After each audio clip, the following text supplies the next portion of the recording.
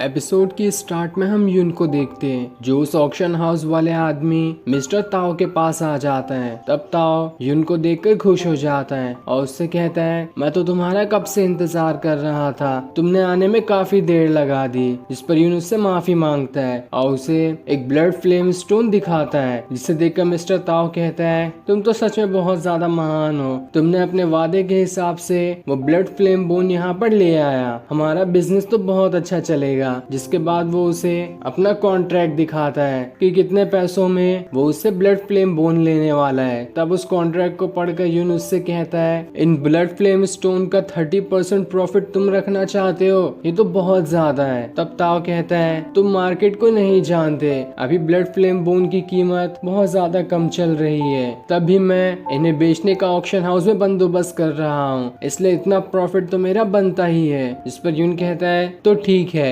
बाकी के blood flame bone मुझे वापस कर दो, मैं नहीं इसे बेचना चाहता, मैं जा रहा हूँ यहाँ से। तब मिस्टर ताओ से कहता है, अरे अरे तुम तो गुस्सा हो गए, थोड़ा शांत हो जाओ, मैं इस कॉन्ट्रैक्ट को थोड़ा बदल देता हूँ, जैसा तुमने कहा कि तुम्हें और ज्यादा प्रॉफिट चाहिए तो ठीक है, अब से मैं उन ब्लड फ्लेम बोन्स पर से सिर्फ 20% ही प्रॉफिट रखूंगा और बाकी उसे बेचने के बाद जितना 80% प्रॉफिट होगा वो तुम रख लेना। लेकिन तब भी वो 80% प्रॉफिट भी उतना ज्यादा नहीं होगा, क्योंकि अभी ब्लड फ्लेम बोन की कीमत बहुत ज्यादा कम चल रही है और तुम्हारे पास तो 9 ही ब्लड फ्लेम बोन्स है, जिसका कोई मतलब नहीं बनता, क्योंकि ये ब्लड फ्लेम बोन्स एक आर्मर बनाने के काम आती है, जिसके लिए 10 ब्लड फ्लेम बोन्स चाहिए होती है और तुम्हारे पास तो 9 ही है। जो भी उन्हें खरीदेगा वो उतनी कीमत नहीं देगा जितनी इन बोन्स की मिलनी चाहिए, इसलिए तुम ये उम्मीद मत रखो कि तुम्हारे 9 बोन्स की बहुत ज्यादा कीमत मिलने वाली है। तब यून उससे कहता है, तो ठीक है, तुम हर जगह ये फैला दो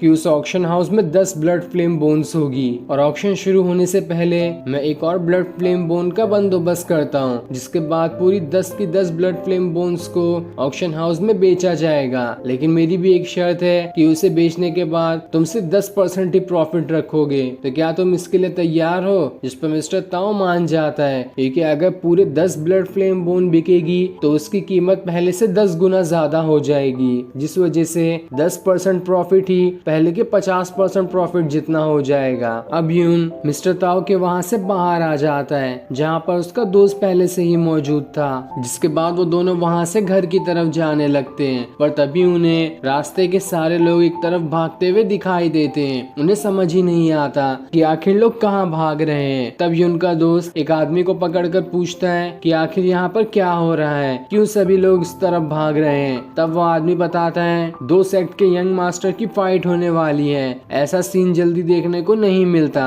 इसलिए सारे लोग यही चीज देखने जा रहे हैं। ये सुनकर वो भी खुश हो जाता है और जल्दी से वहाँ पर जाकर देखता है कि किसकी लड़ाई होने वाली है। तब उन्हें वहाँ पर यून के सेक्ट का लीडर दिखाई देता है, जिसकी फाइट एक दूसरे यंग मास्टर से होने वाली है और यही फाइट को देखने सारे लोग यहाँ पर आए होते हैं। तब देखते ही देखते दोनों के बीच फाइट शुरू हो जाती है, जहाँ वो लीडर अपनी पाम टेक्निक का यूज करता है और उसकी मदद से उस यंग मास्टर के ऊपर अटैक कर देता है, लेकिन वो अपनी एक ही उंगली से उसे वहां से उठाकर दूर कर देता है, जो देखकर वो लीडर गुस्सा हो जाता है और फिर लगातार कई सारे अटैक उस यंग मास्टर पे करना शुरू कर देता है। लेकिन वो यंग मास्टर ज्यादा पावरफुल दिखाई दे रहा था, इसलिए वो उसके सारे अटैक को डॉज करते हुए उस पर लगातार अटैक किए जा रहा होता है। लेकिन जब वो ये देखता है कि लीडर भी जल्दी हार नहीं मान रहा, तब वो अपनी टेलीपोर्ट होने वाली टेक्निक का यूज करता है और सामने से टेलीपोर्ट होते हुए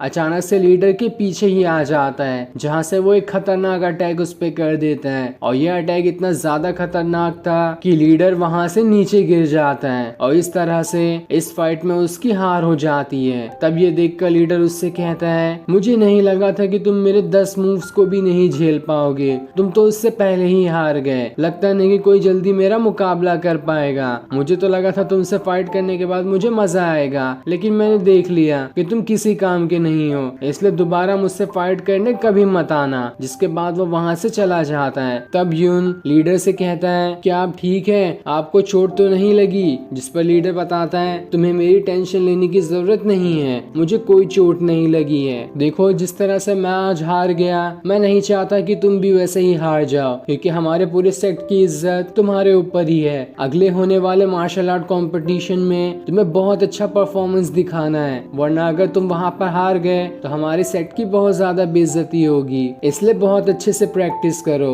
और इतना कहने के बाद लीडर वहाँ से चला जाता है, जो सुनकर युन खुद से कहता है अब तो चाहे कुछ भी हो जाए मुझे और ज्यादा प्रैक्टिस करने की जरूरत है, क्योंकि मैं नहीं जानता ये किस किस से मेरी फाइट हो सकती है और उनके पास कितनी पावर्स होगी। अब युन अपने दोस्त के साथ उस ऑक्शन हाउस में आ जाता है जहाँ पर उन ब्लड फ्लेम बोन्स की बोली लगने वाली है, और यहाँ पर युन के लिए एक अलग कमरा बनाया गया होता है, जो देखकर वो खुश हो जाता है। तब वहाँ पर एक आदमी खड़ा होता है जो उससे कहता है अगर तुम्हें किसी भी चीज की जरूरत होगी तो मुझे आवाज लगा लेना, मैं आ जाऊंगा। तब युन कुछ सोचता है और खुद से कहता है मैं नहीं जानता कि उस चीज की कीमत कितनी होगी, पर तब भी मुझे उसे इस ऑक्शन हाउस में लगाना चाहिए। तब वो वहाँ पर एक बुल की सींग लेकर आ जाता है, जिस बुल की सींग को उसने अपनी टाइगर स्पिरिट की मदद से तोड़ दिया था, और वो इस सींग को भी इस ऑक्शन में बेचना चाहता है। ये देखकर सभी हैरान हो जाते हैं कि ये इतनी खतरनाक सींग आखिर इसके पास कैसे आई, इसकी कीमत का अंदाजा नहीं लगाया जा सकता, ये बहुत ज्यादा महंगी भी हो सकती है या फिर इसकी कोई वैल्यू ही ना रहे। लेकिन तब भी वो आदमी कहता है मैं इसका ऑक्शन हाउस में बेचने का बंदोबस्त करवा देता हूँ, जिसके बाद ऑक्शन शुरू कर दिया जाता है और फिर ये सीन दिखाते ही ये एपिसोड यहीं एंड हो जाता है। Thanks for watching.